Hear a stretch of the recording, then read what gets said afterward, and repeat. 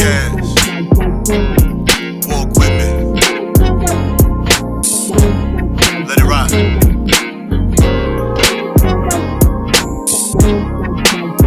That's right.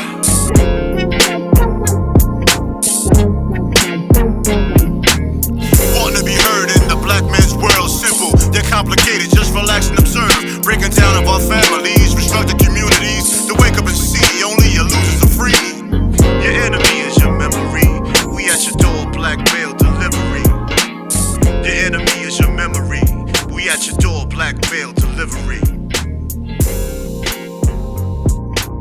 Yeah, it's supposed to be starting, ain't it? Yeah, but I just want to see how the roster shift and then the upcoming draft. I think it'll be interesting, man. Yeah. I mean, I like the league, so it'll be interesting. Yeah, it's coming up. Yeah, how the rosters are constructed, because you got the aces that seem to always have a killer team. Right. A lot of that has to do with Asia Wilson. And then you got the Liberty, always got a powerful team. What's going to happen with them? That's because Breonna Stewart doesn't even have to play hard every game. Because right now they're doing the USA shit right now, ain't it? Yeah. And that team is awesome. Yeah, because Juju is. I don't see them losing to nobody, bro. I really don't. I just don't. I'm not saying it's impossible. I like that video they showed the young lady doing the two-hand dunk and then the Spider-Man on the rim, pulling up on the rim and doing the Spider-Man. I didn't see that. That's Shorty came two-hand dunk flush. Somebody from France? No. USA? Yeah. On the USA team? No, she ain't on the team. She's a young girl, I think high school or some shit. Oh, it's little black girl. I've been seeing a few young high school girls with bounce, man. It's a new era coming, man. That's what Asia said. She's that girl from France is tough, a new though. one. That's in the league. The little 18-year-old girl. She tough. Yeah, they out there hooping right now. Because she played Unrivaled with Paige and did her thing. Because her rookie year, the coach was giving her like limited minutes or whatever. I guess she wanted her to learn the game. I respect it. It is. Bring the rookie in slow. I ain't mad. Well, let's get things started, man. This is a Black Male Podcast. TS is who I am. Tre-Dot is who I am. Man, well, thank you all for tuning in, man. Thank you all for tuning in. We enjoy the commentary from our podcast with Jay Cook and the commentary that I've been seeing on YouTube from the shorts and everything from our last episode, man. People are really resonating with communication. We had a couple of people saying we stupid as hell. I didn't see that. I'll share it with you. On what topic, real quick? Was it over basketball, life, or what? I think it was basketball. Yeah, we always gonna get that. We don't know what we talk about when it comes to that. Why can't somebody just have a regular comment? What makes you stupid? Because I don't agree with you. Right, you know how it is. Yeah, well, I'm dumb as fuck. Me too. Yo, I want to play this video. The video is kind of long, but I want to get your play this audio. Maybe I'll put the video on the screen. I don't know. Sometimes it's kind of long, not super long, but long enough. It's something Ryan Clark said. Then we could discuss afterwards. Ryan Clark, that's my guy. Mine too, bro. 9 out of 10. It's all of these folks that wanted this free labor off of these boys that's pissed off now because they get paid. It's people that made their careers off of being able to slide little dudes a little bit of money under the table, behave like a father figure, and then now those same people are complaining that the game has changed, and it's because you can't put your thumb on dudes anymore. And now, I also hate that you got to keep recruiting a dude once he's on your team. I also hate that they threaten to leave if they don't get a certain amount of money. I do hate that as soon as they come to a place, they say, how much money you going to give me? But I don't hate it because it puts the school in a bad place. I hate it because it puts the kid in a bad place. Because now you got these hanger-ons and these handlers who are using these kids or taking percentages of their money that aren't saying what's the best place for you to go to develop and become a great, successful young man, one day be able to run a business or be a great father or a great husband. It's like, hey, how can you go to this place, make as much money as you can right now? And a lot of those dudes who make the top money, they gonna go to the league anyway.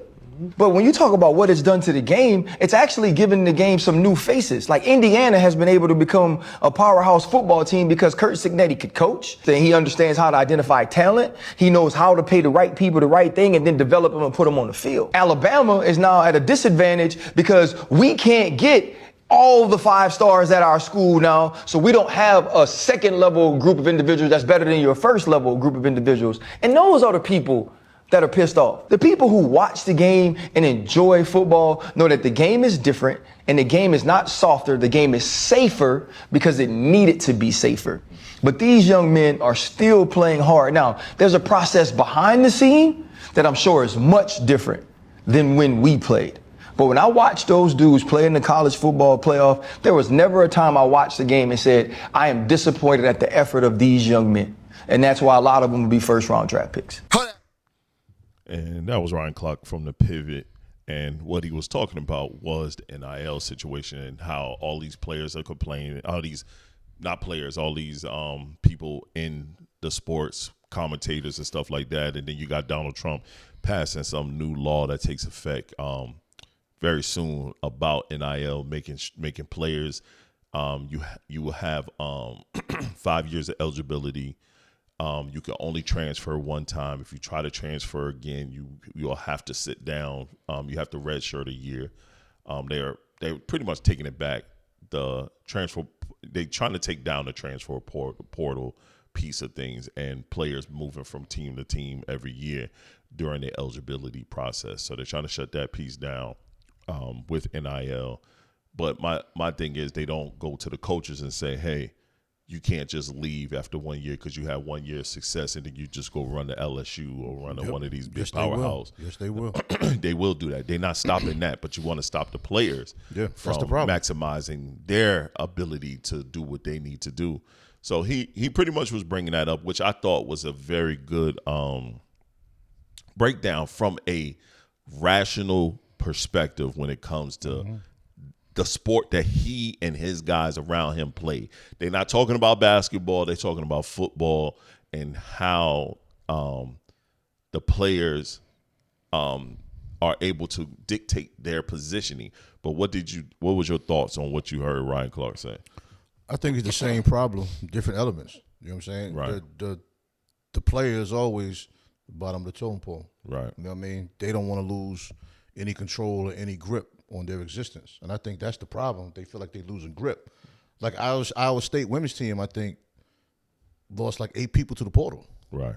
Like, that's damn near the whole team. Yeah, that's a lot of people. You know what I'm saying? And then, but nobody's wondering why. A lot of times they say it's the money. It's not even always the money. It's not even always the money. See what I'm saying? Nope. Some of these programs are really not good. Poorly ran programs. You know what I'm saying? And I love seeing Alabama being, from the football side of things, being exposed. Because we always felt like they paid players for years. Y'all were too easy to get the best players. It was always, like he said, little underhanded money. Let me give you a little something. You go do something over here, boost the money. You know what I mean? It was always a little underhanded shit. If the concern is actually the players, the athletes, the life after playing, then you would make sure these programs are run properly. You would make sure a lot of this underhanded stuff would be held to a minimum because you're not going to stop it altogether. Nah. And even with the NIL money, I mean, it was put in place, but without the NIL money, we had players that would play 4 years for these schools making millions where they couldn't even afford to eat when the cafeteria closed. Yep. See what I'm saying? So, and if they went to go get some McDonald's or somebody gave them $10, that was a violation. Yeah, so violation. Yeah, you brought me a fucking Big Mac Happy Meal with an extra Big Mac and large fries. Now I'm suspended for 5 games. Yep. You know what I'm saying? Or I remember, I think it was Chris Webber, somebody bought him a suit to go to a funeral. Yep. Because he didn't even have a suit. Mm-hmm. And I was, you know what I'm saying? So I'm not hearing these people. I'm just not hearing these people. I think the problem is these coaches and the programs. Right. And the players have a little bit of say-so now, and they have an issue. It's not about the players. It's not nothing. It's just power. They don't have the same power. Like, you and I could be on a team, and they make both of us play out of position. We could be like, you know what? I don't have to put up with this anymore. Yeah. You know what I'm saying? I have no support from the coaches. I have no support from the staff, administration, or anything. I'm going to go somewhere where I'm appreciated. And I know he's going to say, I'm not to cut you off, like your boy playing for Michigan came from Carolina, the point guard. Uh-huh. Great situation. He's going for the chip. Yeah. You know what I'm saying? Carolina was in shambles, just lost the coach. How was that bad? That's a great situation for the young man. Yep. I'll say this with the NIL situation. I think it was better when the players were able to go out and get their own deals, which they still can. I don't know if I'm a total fan of the school having allocated funds to pay players. I just said. I'm not a fan of that. Power. Right. You know what I mean? Even though the players are getting paid, they still want to have power how those payments are distributed. They did. You know what I'm saying? I don't like that part. I don't like that at all. I should be able to get me a deal from 5 guys if I like their big bag of fries. Yep. Or the local pizza spot because I want to support them and I should be able to do all that on my own. Yeah, no, I totally agree. It shouldn't have to be regulated and distributed. No. So they're still putting a level of fuckery in the game by controlling that element. Right. You know what I'm saying? You're already controlling me athletically. My name, image, and likeness. So I'm not. So what are you doing with my? And people forget. You're not being paid for play. I'm being paid for my name, image, and likeness. Now, my play is going to contribute to the boost of my name, image, and likeness.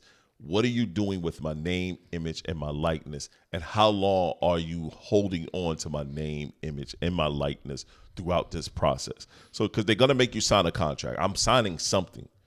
Well, everything associated with NIL money indirectly uplifts jersey sales. Right. You know what I'm saying? Because you didn't know who I was. Exactly. Until you saw me on this Papa John's commercial. But if you remember, a lot of schools didn't put your name on jerseys neither. So are they doing that a lot more now? Even if you don't put my name on that number 5. You know it's me. Nobody else had number 5 for this university. Right. You know what I'm saying? Hopefully. Well, sometimes there could be a lot of different people. Right. But the introduction of me and my brand still helped that number raise. Either way. Right. Whether if you can't itemize it, statistically, you still know that's what happened. That's a fact. Because you didn't have that number 5 in the store until I dropped 20 in the Final Four. And now all of a sudden I got this Papa John's commercial. Right. You know what I'm saying? Now all of a sudden that jersey is everywhere. Right. You know what I'm saying? There's a way to make it work. There's a way where everybody could be satisfied. But I don't even think it's a matter of that. I just think it's still the haves and the have-nots, and they still want the players to be a part of the have-nots. It's almost like we're going to pay you this money, but we still going to control how you get it. They're definitely doing that. They are definitely doing that. Let's move to the next part, man. This was a disappointing situation for me, and it's because I think a podcast or two ago, I was just giving this person so much love, and that's Gino Auriemma. I was just giving him so much love Gino. a couple podcasts ago. Yeah, great coach, though. Because he's a great coach in my book. He's one of my favorites. Seems to be a terrible person. He did a disgusting display of sportsmanship recently when he got his ass whooped by Don Staley in South Carolina. Gamecock girls belt the ass. Just remember, last tourney, UConn beat the brakes off of South Carolina. Do you think they were more outcoached or more so outplayed? Or you think both. It was a balance? It was both. You don't think one was more than the other? I definitely think they got outcoached like a motherfucker. Okay, well I don't have. I think they got it outcoached like a motherfucker I think it was more they put the guard on the big man. The way they did and how she defended that girl. She's never had to do that before. She could not do nothing with her because she never did it before. Right. You know what I'm saying? It's like the first time somebody throws a trick defense at you. You know what I mean? You might be lost. Right. But see, I'm saying outcoached as well because why they didn't post her up? They still kept giving Sarah Strong the ball on the perimeter. Because I will say this, every time she posted Shorty up, Shorty was front facing her. I don't think that girl was ever seen that level of defense on her. That's why I said outcoached. Yeah, I mean, I say it's a combination. They had no adjustments because Gino was outcoached. 1, 2, that young lady got a shit ton of talent, and for them to know, hey, all day. Not just her. You know what I mean? Not just her, though. Think about having a scheme where both top players are double teamed every time they touch the ball. Shut down. You know how hard that is? You played the game. Yeah. You know how disciplined you got to be? Super. To make sure both of these people are always double. Yep. Super. Yes. Because Fudd was 3 for 15. 3 for 15, yes. Shao Strong was 4 for 16. Yep. That has never happened. Well, both of them was duds. No, the game was what? They had 48 to 70 something, 76, 78, 43 to 70. It was something. It was a blowout. But for Gino to make a big deal just make it a big deal, like he made it seem like him and her never shook hands pregame, which camera showed that they did. They even embraced. They hugged. You know what I mean? He shook her hand once. They shook each other hands once, and then they hugged another time. I mean, I'm sure he wished he could take some of that shit. I don't think so, man, because he said he did not. He's not taking back nothing that happened. His statements after the game, and then his apology was, you could tell that apology that he did even further after the game was, hey, man, just write something up for me, man. I'll say it. Well, none of them niggas write their own apology. If they did, it would be genuine and it would be immediate. Right. It wouldn't be like 2 days later. Right. I mean, it's not 2 days, I'm exaggerating. No, but it feels like 2 days later. it was just disappointing seeing that, man. It was like, damn, bro, you've whooped a lot of people ass. Now, I personally remember the issues he used to have with Pat Summitt back in the day. Yeah. Him and Pat did not like each other. And Pat was my other favorite female coach. Like, Pat, I loved to watch how she coached her teams. You know, God rest her soul. She passed some time ago. But Pat was phenomenal. Yeah, Gino acting a little zesty, man. Yeah, he hella bitch made what he did. He acting a little zesty, bro. That was bitch made. You arguing face to face with a woman, pointing fingers. And she told her, she said, Gino, I will beat your ass. I will beat Gino's ass. I was like, I mean, I hear you, man. Nah, I don't want to see that. I believe it. We definitely don't want to see it, but I believe it. You touch that woman, I'm running out the stairs. You better let that woman beat your ass and shut up. You shouldn't have started nothing. He definitely shouldn't have started. But it's crazy to me because Dawn Staley has the appearance of always being, you know what I'm saying, approachable, respectively presentable outside of the court. When you're on the court, you battling, you combatants. Right. If I as a coach could curse out the referees and position myself in favor how I shake the referees up, you can't get mad at me for that. That's part of the game. The coach is supposed to work the refs. You gonna make me believe you ain't been working the refs all these years? Bro, your record is impeccable. He said you want to act like you come on. You want to act like you've been the definition of sportsmanship every game, and you got a record like that. Right. Even with that loss, you are still the definition of domination. He's still number one, still top winning this. Nobody's gonna match that. Nobody's gonna match that record he has. Nobody. It's just not gonna happen. I mean, Dawn's gonna probably be. She's definitely gonna be in that conversation because Pat Summitt is up there. I think it's him, Gino 1. I think Pat number 2 or 3. And she been gone for a couple of years. What I hate is last year when they beat the fuck out of South Carolina. He got his arms open. Oh, come here, don't worry about it. I remember that. Yup. And then when you lose, you know what I'm saying? Even as a man, even if there was some kind of words crossed during the game, after the game, the game over. How many times you hoop with a nigga and they called you bitch ass nigga during the game and all this shit or whatever? And then we dapping after the game because the game's over. If we didn't fight within the game, fuck it. Right. You know what I'm saying? Game over. Exhale. Bam. What could have actually been said? She called the ref names you won't believe, so you ain't never cursed out a ref? So fucking. Don't even lie to us and act like you never cursed out the refs and you've been a champion that many times. He got caught up in his feelings. And that's the first time he probably ever got caught up in his feelings in his coaching career. Yeah. Think about how long he has not been in his feelings. You know what I'm saying? That motherfucker he been coaching a long time. Bro, it's almost like being with a woman. I think I was in high school when he was coaching. All I know is him. Yeah, me too. So it's like the first time you get an argument with a woman. Right. And y'all know each other, but not really yet. Right. And she say some crazy shit. And you be like, huh? Now, most people say, oh, when a person get mad, they say what they feel. Oh, when a person is drunk, they say what they feel. Sometimes. Sometimes, right. But still, that shit still hurt. Yeah. She done said some hurtful shit. He been thinking that shit. I was about to say. In his private life, he been feeling that way because they whooped South Carolina so bad last year, he feel like they ain't on his level. Yep.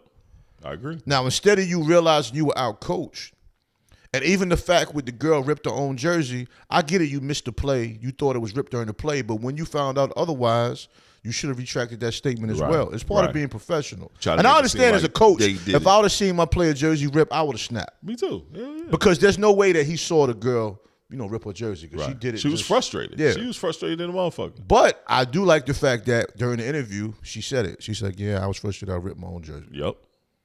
She could have did the sucker move and just try to support the coach. She didn't do that. Nah. I ripped my own jersey. It was just weird seeing Gino act. I was disappointed, man, because I look at Gino as a class act, and all I know is the information I have. Right. You know what I mean? For all I know, he's always been a dickhead. I don't know. Yeah. That would disappoint somebody me. Else tried to that say would disappoint me a little bit. Somebody else tried to say that, man. I've heard he was always a dickhead. I'm like, you lying. You ain't hear that. You lying. You ain't hear that. We ain't got to do that. You ain't never heard that shit. Nobody's ever said a bad word about Gino. Never, bro. Even though him and Pat Summitt weren't the best. Pat Summitt didn't badmouth him. Nope. You know what I'm saying? So, It's disappointing, man. Yeah, Yo, should Amare Stoudamire be in the Hall of Fame?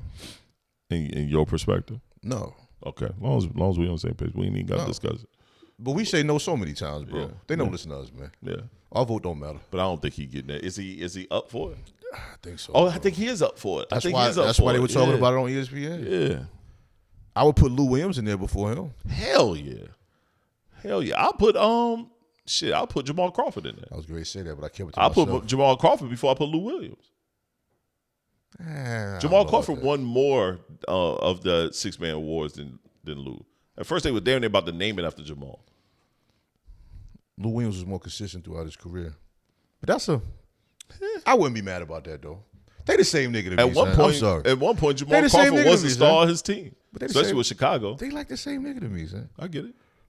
Definitely no disrespect, because they both nice. They both choose not to play defense, and they're cool with that. They both come off the bench. You know what they're going to do. Right. And you can't do nothing about it. Not a damn thing. Not a damn thing. Microwave, bro. Goddamn thing. I would like to see both of them in there. I would. I would too. And I'm usually silent on that Hall of Fame and stuff. And I don't want to see Amare Stoudamire in there. It's feel like it's getting way too diluted. It's a bunch of niggas. There's Dame Dollar definitely should not be up for when his time come up, because I don't think his 20,000 points. Okay.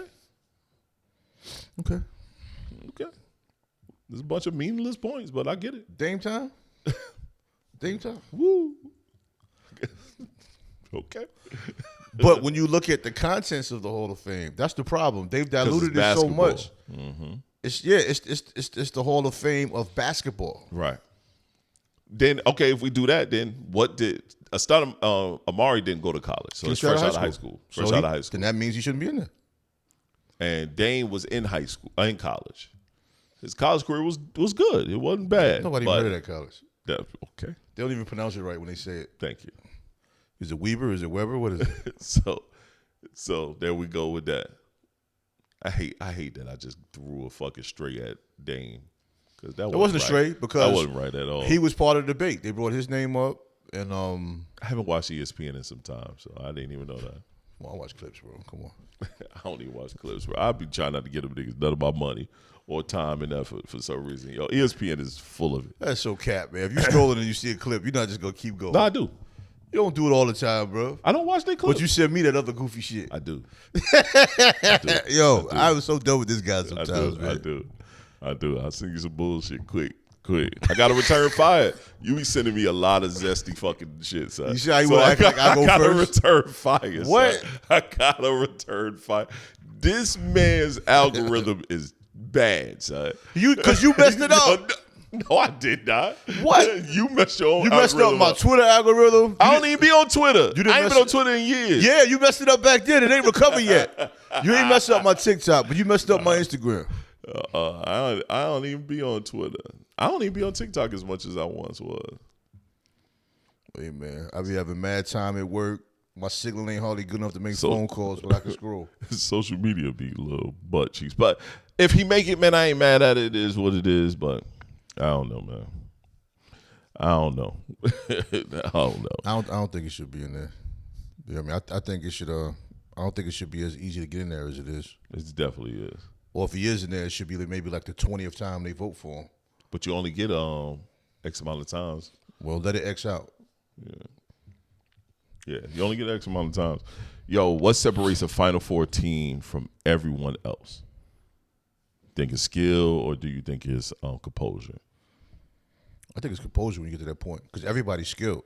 Right. Like when you watch Michigan and Arizona, Michigan is not that much better than Arizona. No. If they're better than them at all. But they was better that day. They definitely were better that day. Good God, they was. Yes, they were. Yo, son, I wasn't watching the game, and I cut the TV on. I said, wait a minute, what is this? First of all, the camera angle was crazy. I don't know why the camera angle was so zoomed in like that. It was. It was different. It was different. I watched that game. I'm not a Michigan fan like that because I'm a Michigan State guy. Because my man texted me. They was like, yo, why the screen look like that? And I cut it on. It's like it was on crazy zoom. Right. So Michigan showed out, though. So the men's is going to be Michigan in the final game in UConn, right? Yeah, that'd have been crazy if the girls would have went, though. UConn twice? Right. Ooh, mean. But, I think about it like this when it comes to the Final Fours and all that stuff. A lot of times, bro, we get the parody at the beginning, these mid-major schools and stuff, kicking ass, taking people down. When it comes to the Elite Eight, Final Four, it normally be the teams, the big name teams. I don't think many people pick Michigan over Arizona. So I think it's skill a lot of times too. Michigan been whooping ass damn near all season. That doesn't mean you suck because you wasn't picked to win. Right. I get it. I mean, Arizona's been dominant. Like, Arizona ain't been punked like that. No, they haven't. They got punked. Yeah. Like, they got punked. But think about it. 2-1 seeds playing against each other in the Final Four. That's what I'm saying. Like, when it comes to the Elite Eight, Final Four, it don't really be these mid-major teams. So I think it do be skill a lot of times. I think the composure shit comes in. Well, you did say Final Four, so the composure shit does come in when it comes to Final Four. Because everybody is good. Yeah, everybody is good. Yeah. And the way Michigan played, I mean, I didn't see them have one bad possession. No, them boys was playing. They didn't take bad shots. Even when they threw alleys, somebody was open for the alley. They wasn't reaching. The point guard played a great game. And it's crazy. He came from Carolina. I'm tight about that because Carolina needs that. And had a Fab Five. Fab Five in the building? Yep, commentating at that. So somebody's going to say that was scripted? I don't know. Conspiracy theory was scripted? I don't know. Fab Five in the building? Fab Five was definitely in the building. And Chris Webber was fully engaged. After not being a part of the team for a little while. I like that. I love that. I like that. So they make it to the final. And then Illinois lost to UConn. They lost by 9 points. It was a pretty close game. But with Michigan, I'll say this. This is why I'm glad they were there. From my generation, I would say, growing up in New York, nobody was familiar with that program until Fab Five got there. That's a fact. You know what I'm saying? As far as being a program, that's outside of Michigan. That's outside. I'm not. People within Michigan knew about the program. Yeah, of course. You had Glenn Rice and all these people. Right. But I'm saying outside of there. Right, outside of Michigan. Michigan was a household name. Yeah. You know what I'm saying? It's like when UNLV. Nobody knew about UNLV until they had that Tarkanian run with Larry Johnson and all of them. They became a household name. Like, I think that's dope that they're able to be a part of the program again because they did so much for They did so much, man. And they took so much heat from the racists. My goodness. Period. The racists. Yep. You know, your own boosters that support the team. Yep. Giving you death threats. And they changed the game with the black socks. Revolutionized the game. The type of shorts they were wearing, all that shit. They the style of play and everything. They actually played good basketball. Yep. And they actually played fundamental basketball. They weren't out there just wild and playing AAU ball. And you had a 6'8" point guard in college. Yeah, people sleep. Jalen Rose ain't little. Shit. People forget that. He was a 6'8" point guard in college. Not little at all, son. Yeah. He is not little. And they actually had Twin Towers. Yep.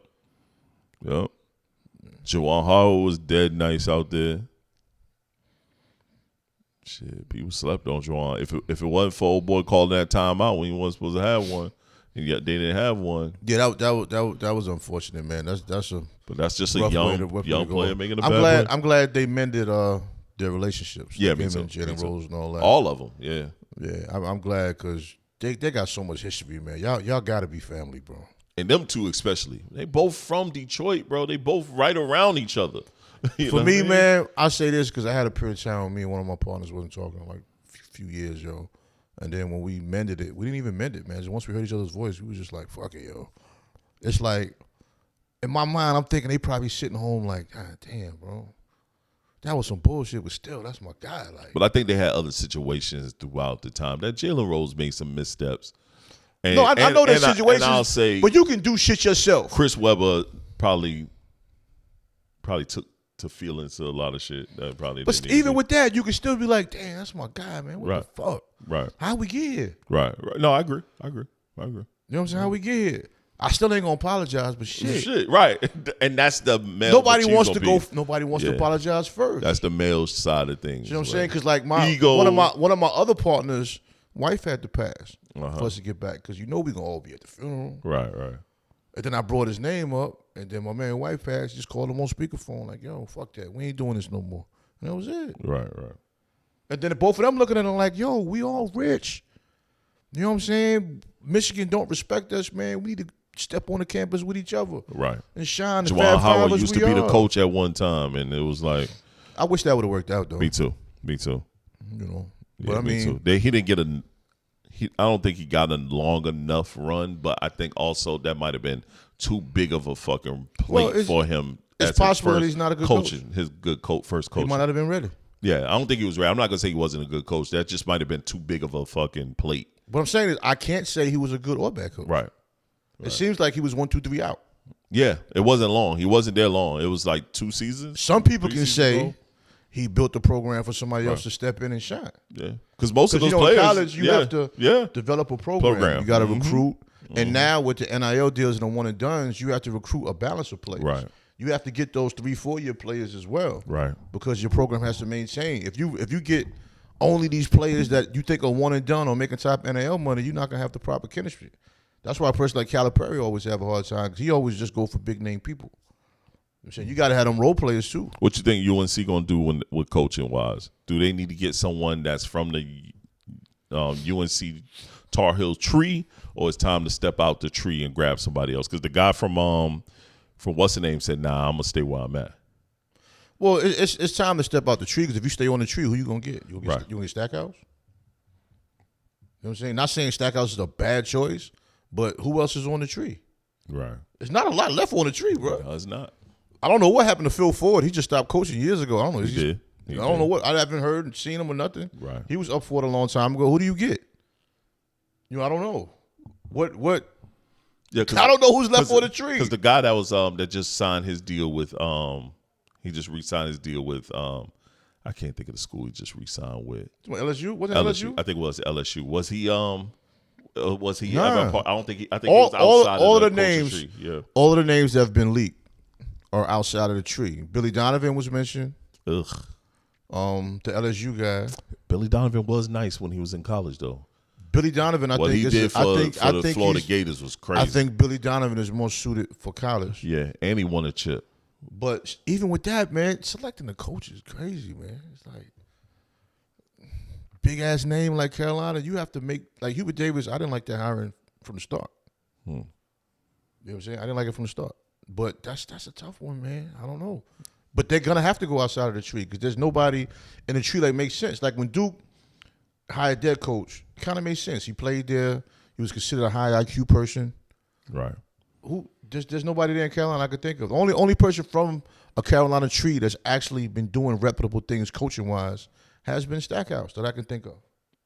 And I don't see them hiring Stackhouse. I know it'll never happen.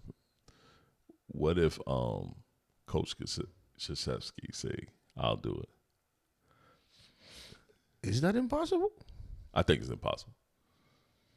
I think it's definitely impossible. I mean, but what if he said, "I'll do it"? You think UNC is going to embrace him in that manner? I think he would get assassinated. Yeah, I think so too. So. I think a Duke fan, Duke fans are that they're gonna get him out of here. I would do something like that just to be a dick, yo. Let me see if I can get Carolina great again. Yo, that'd be crazy, son. I love it. That'd be crazy. I would hire him on the spot. How would you want? The winningest coach that franchise that school has had. What if he went to Carolina and got a chip, sir? What? I'd have retired right after the chip. I'm done. I have my fun. I'm out. Greatest North Carolina coach ever. I'm a Carolina fan. He'll surpass Dean Smith, son. Now that Coach K doesn't coach anymore, I can speak on it, man. That is a great coach, bro. He was a genius. I mean, I don't care about they love to say in the NCAA tournament he folded a few times, but that's because he went there so damn much. Right. Went there a lot. That's like people talk about how many times LeBron lost in the finals. Look how many times he went, man. Right. You know what I'm saying? Who went that many times? Not many people, man. He went to the finals with me and you on the team. Pistol Pete did. Pistol Pete ain't going to NBA finals. No, not Pistol Pete. Jerry West, I mean. Jerry West won quite a bit. Okay, who else was on Jerry West's team? Some niggas. Full of Hall of Famers. Yeah. Not impressed, bro. Yeah, I agree. That's like Nick's telling me about Walt Frazier. He played 4 Hall of Famers in the starting lineup. Fuck out of here, man. We talking about the NBA, though. The Hall of Fame ain't really the Hall of Fame. Back then it was. Since it was new. I mean, you don't have to dilute it. You don't have to dilute it. I'm not dealing with this with Rudy Gobert going. Watch, I bet you. Nah, we're going to be talking about it, too. He definitely going. We're going to have to tell our kids, look, man, this guy's ass. He ass, but he made it. He made it. You can also be ass and make it, too. I like that. You can. Like, hey, son, you suck, but you could be great, too. You could be great, too. Rudy Gobert. Oh, shit. Rudy Gobert. Just play defense. Yep. All right, man. What's something men don't talk about enough but should in your eye? I would say conflict resolution. Okay. And balance of family and career. Because I just had a conversation with my barber. He was really into some shit. And kind of overwhelmed or whatever. And it's like a common conversation. Like a lot of times as and this is no shot at women. It has nothing to do with women. It's just a man thing. As men, you feel like you have to take care of everything. Right. And you always feel like you got it. And a lot of times we don't have it mentally. Right. You know what I'm saying? Right, you can get to a point where you're overwhelmed. A lot of times you're overwhelmed, you don't even realize you're overwhelmed. Right. And then some people are in family situations where everybody's taken from them. You know what I'm saying? Everybody doesn't go through it, but I've known several people, man. Like everybody's taken from them. You got your girl, your wife, you got your kids, and then if you're co-parenting, you have to deal with the mother of those kids injecting a lot of information into them kids that might not be accurate. Now you have issues with your children fighting with you. Right. You know what I'm saying? I see a lot of people dealing with that, and you know, a lot of times you can have those conversations, and many of us are going through the same thing. You know, just sometimes you need to get them thing out and put all of this information in the fishbowl and try to find some solutions, man, so you can make educated decisions and choices how you move forward. You know what I'm saying? To keep you level. A lot of people got one foot in and one foot out that window because they're overwhelmed and don't know which move to make next. Right. Some of us are so proud and man. Definitely that. You know what I'm saying? We don't, you know, sometimes one decision right there can be the difference in you continuing to prosper or just falling off. Right. That split decision. I agree. I agree with everything you're saying. I think mine's is a little more what I think we should talk about more as men to one another is preparing for us not being here. Insurance, not being a burden upon your family once you're gone. I know so many guys that just don't have any life insurance. Like just, you know what I mean? We Shit, I know more guys that don't care. Yeah, I know so many who don't care. Yeah, and they'll tell you, I don't care about that shit. Right. And you'd be like, what? What? Right. Yeah, and we're getting down to the, you know what I mean? We're getting down. Like, I think about my immortality all the time as I age. Like, it's going to be a moment where, you know what I mean? I'm not here. I need to prepare for that moment to not to be a burden upon my wife and kids if I go before my wife.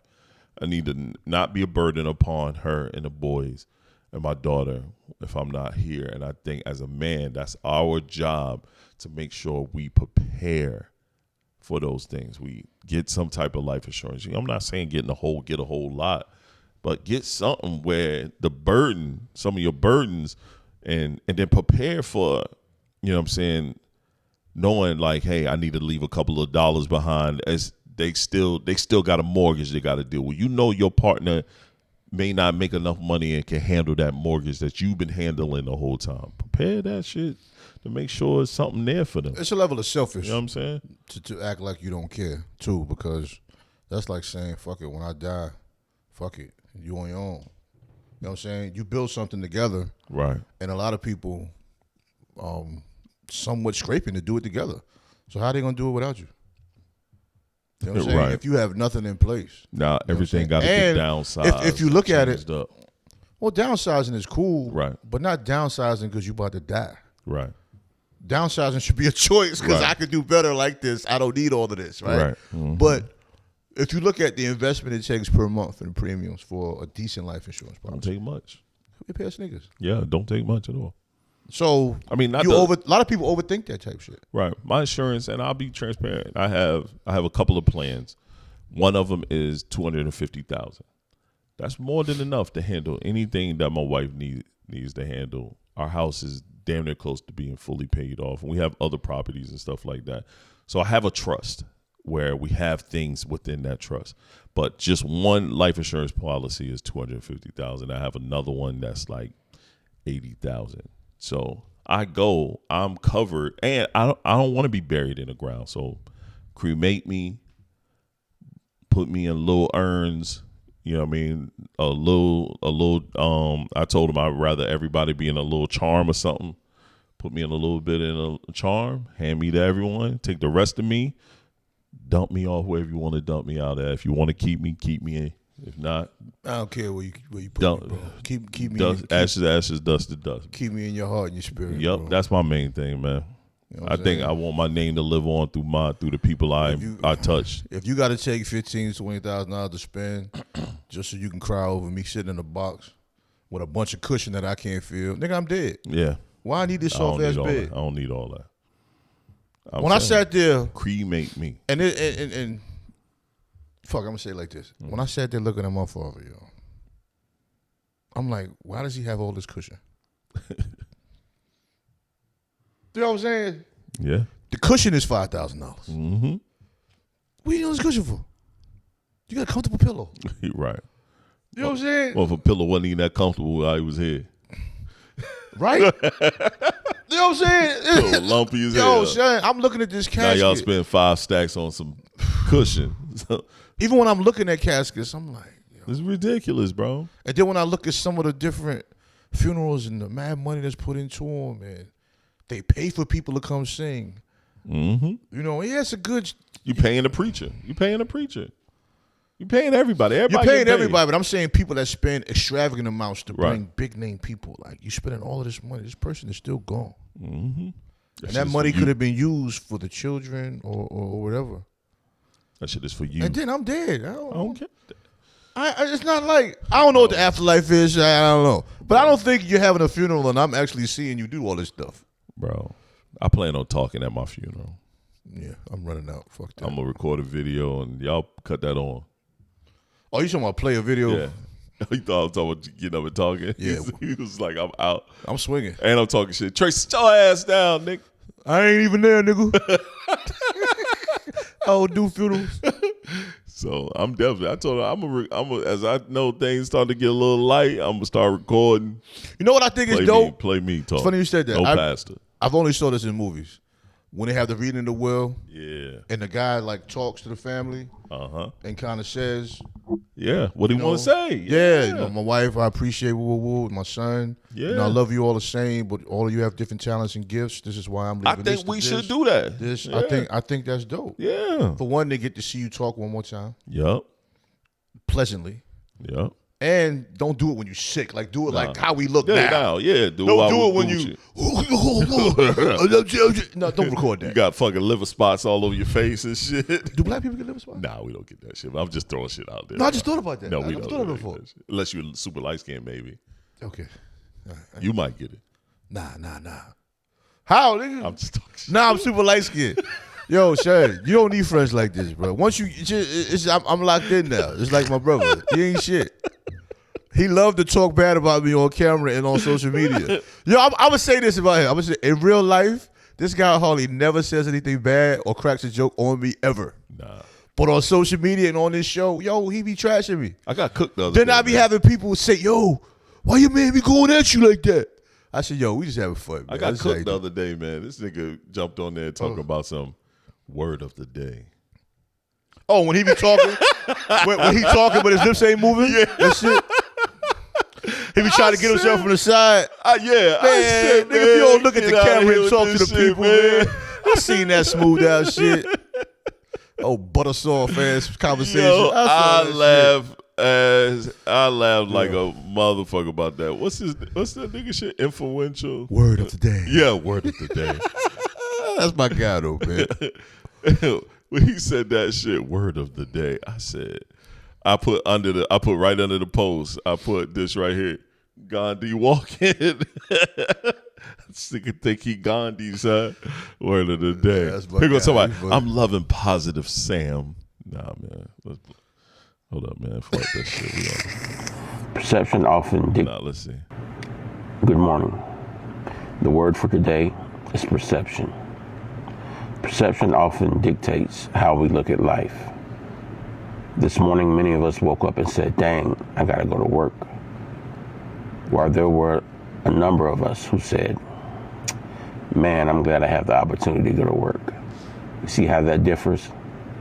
Some of us will take our jobs for granted, while there are others looking from the outside in, wishing they have the job you have. He talking to you. So please change your perception if you want your life to be positive. If you want to continue to be pessimistic, continue to live that way. But if you want a positive life, change your perception. Be thankful for what you have. Yeah, be thankful, Trey. Have an attitude of gratitude. I'm always thankful. He's saying that to his damn self. Have a great weekend. Talk to him. Nigga found the button on him.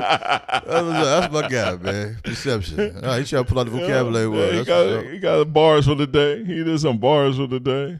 I ain't mad at that. Yeah, it's good guy. All right, man. Let's see what else. Let's see. Is discipline in the household about control or guidance? What level of discipline? I mean, if you're if we're talking about discipline, what level? If you're responding, that's your perception of it.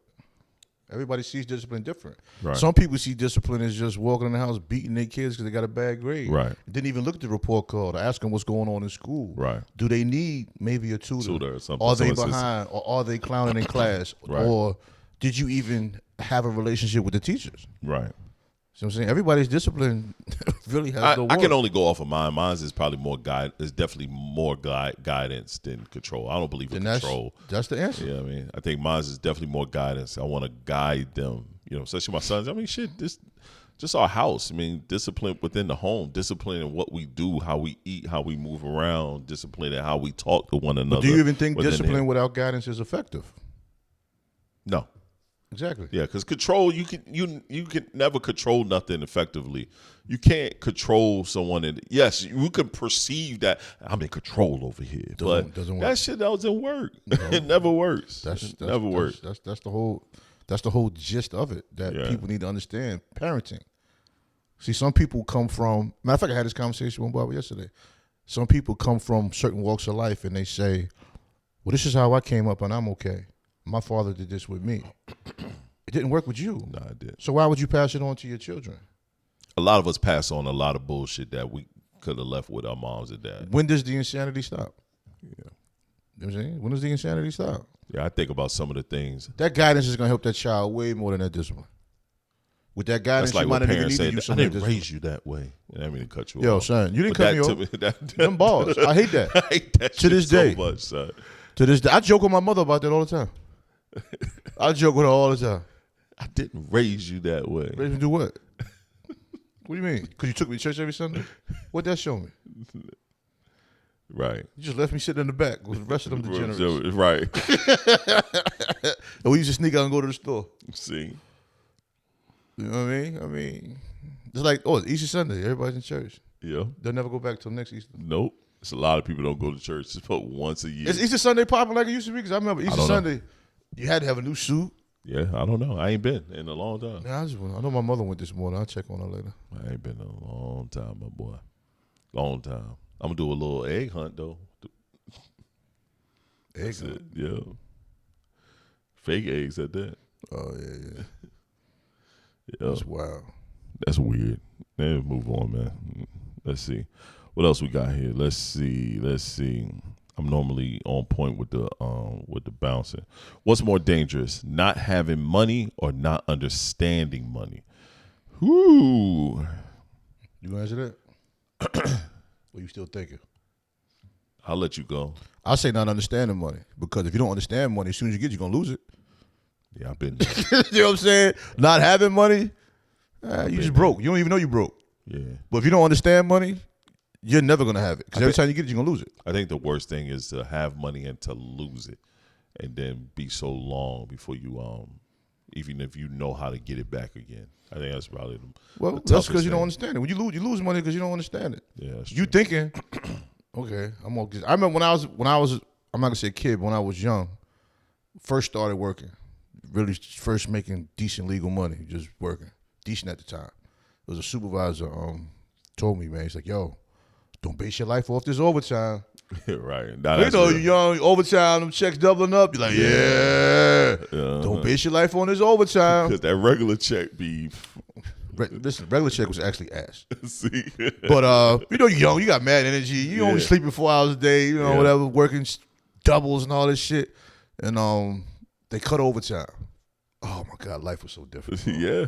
Back to normal. I said. And you spent mad bread, too. So you ain't like you put money of that overtime to the side. It's not even about putting it to the side. I didn't spend it on anything that mattered. Oh, yeah. So all the stuff that mattered, I still needed to buy or spend on. Yeah. And then the money wasn't coming because they cut the overtime. I looked at him one day and I wanted to tell him he was right. I said, nah, I ain't telling that nigga he's right. Fuck that. I ain't telling him shit. But I always remembered that. And I said that to somebody at work recently. And they just looked at me like, and I was like, one day you're going to get it. Yeah, don't base your life on it. You still living with your parents, so you don't get it. But one day you're going to get it. Nah, that's real. Yeah, I think that's a hard topic. I think understanding, yes, you definitely should have some level of understanding when it comes to money. Money is one of those things that, man, it could be here today, gone tomorrow in an instant. You can be up, up, up, and down, down, down, super, super fast. Then why we can't raise kids to understand that? You keep talking about how you raise somebody. Shit. I know I am. Both of my boys had that conversation. Both of my boys have bank accounts. They can't touch their savings. Yeah. A good portion of your money must go. Your checking account can't go below this particular number. And we have money conversations all the time, yo. One of my favorite scenes from the Cosby Show. If you can remember this scene, where he had the Monopoly money, and they broke it down, bills, whatever. Even though they made it a comedy scene, it was still great. Yes, I love that because Theo thought he had it, and next you know, most of us owing. Most of us did at that age. We felt we had it all figured out. You know what I'm saying? You make whatever you make, little part-time job, you get your little $300-$400. You feel like shit. I got me $400 for a week. I'm good. You got thinking when you become an adult. Every week something has to get done. Yeah. Well, if a week nothing has to get done, does that mean you spend this money though? Right. You know what I'm saying? Then you need new tires. Then you need brakes. I need brakes on my car now. But if you spend everything you have, you know, you put yourself in a bad situation. Yep. You can manage your money perfectly and still have some situations where it's like, because unexpected things that happen, or you overindulged on this particular moment. But as a youth or a new adult, I would say, most don't have the understanding of that till they go through it. Yep. And even when you teaching them that, they still might not listen, but at least they have the information. Right. They still be trying to fuck up. They'll still fuck up. But they got to have the information. I purposely let Lil Sean fuck up one time. He tapped his savings to get something that he felt like he really, really wanted. And then when he really was something that came up that he really, really wanted to do, and he couldn't do it. So he's looking at me like, damn, you think you got to wait on this. You got to wait. You did what you wasn't supposed to do. You tapped something that you should have let stay, and something more that you really wanted to do come up. He went to his mom, and I love the fact that my wife does this. What your dad say? Well, that's how it's supposed to be. She goes straight to it. What your dad say? Well, that's a good lesson, though, because even as adults, man, you might go on vacation, come back, and you forgot to do something. It's still there. It's still there. It's gonna be there. Yeah. Then you gotta figure out. Damn, I was ready to buy two pair of them sneakers. You know, can't do it. Can't do it. I gotta take care of this. You keep it moving. Yeah. You know what I mean? Yeah, you're right. Doing without ain't gonna kill you. It really not. Shoot, you got anything you want to add? I think that's it for the day, my boy. Okay, well, I don't want to force it. I feel like I don't want to force it. I feel like we good. It's all good. We had a good conversation, man. But I want to end this off by saying, man, we need to respect people, love the people we claim we love while they're here. There's someone I know, did a few songs with him from a town that I finished school in, and he passed away young. Passed away young. He's in his 40s. And I'm bringing this up because in the comments, you see all of these beautiful words. Lovely words of respect, of love, of honor. And even somebody bad-mouthing people that had kind words, saying that they never gave this person a kind word while he was alive. Me personally, I didn't know him like that person, but I did do 3 songs with him because I knew of him. Good guy as far as I know. Is it who I think it is? I think I know who you're talking about. Don't worry about Kiko. I'm sure you probably won't. From around here? He was not there like that. No, Vance County. Okay. But what I'm saying is, love is proactive. Right. Not reactive. I agree. Respect is proactive. Right. Not reactive. Right. What you honor and cherish is proactive, not reactive. Right. We are a reactive society. What aggravates me about that shit is everything I do creatively. 90% of my support comes from people I have never met in my life.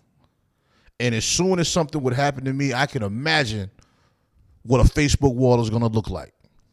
From blood family to just people I went to school with or whatever, what have you, or people that just lurk and watch social media. Now, you don't owe me nothing. This is not searching for a comment, nothing. But if you're going to take the time to talk great about me when I'm dead, how can you know me my damn near almost entire existence and I can't even get a hello, how you doing once in a while? Because I'll randomly check on people. Yo, how you doing? What's good? Right. How the family, how the kids. Right. To me, it just aggravates me when I see that. Because I saw when my man posted that this young man passed away, it had like 150 comments within an hour. Right. You know what I'm saying? I'm positive nobody checked on this man. I don't know why he passed away. I don't know if he was sick. I don't know if it was a tragic incident, whatever. I don't know. Right. But every time I see that, and it has nothing to do with him, it's just I see it so many times that shit just had me triggered. Because I know for a fact, if I passed away or my man passed away, I'll see all of these comments, and I'll be like, yo, my man don't even fuck with this guy. Don't even.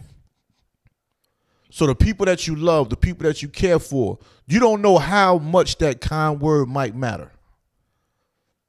You know what I'm saying? Have no idea what a person might be going through. You're not the only person going through things. That kind word has power. I know sometimes this man has called me. He don't know what I was going through. That laugh might have carried me through that day. Or vice versa. You never know. Right. And it's not for you to investigate and try to find out either. But you love that person so much to write this paragraph after they die. But while they living, you can't say a kind word. Right. Phone call, text message, DM, right. Nothing. Right. Over decades. We got to cut that out, man. Genuine love, as I said, proactive. None of that is reactive. Your significant other, everything you do for them or directed towards them should be proactive, not reactive. Somebody shouldn't have to say they love you for you to say you love them. Somebody shouldn't have to say a kind word for you to say a kind word. Be proactive in your positivity. Unapologetically progressive in your positivity if it's so genuine as you speak of. I agree, man. Well, this is the Black Male Podcast. TS is who I am. Tre-Dot is who I am. We'll catch y'all next week, man. We might have a guest. We might not. Depends on how we feel. Peace. Yo.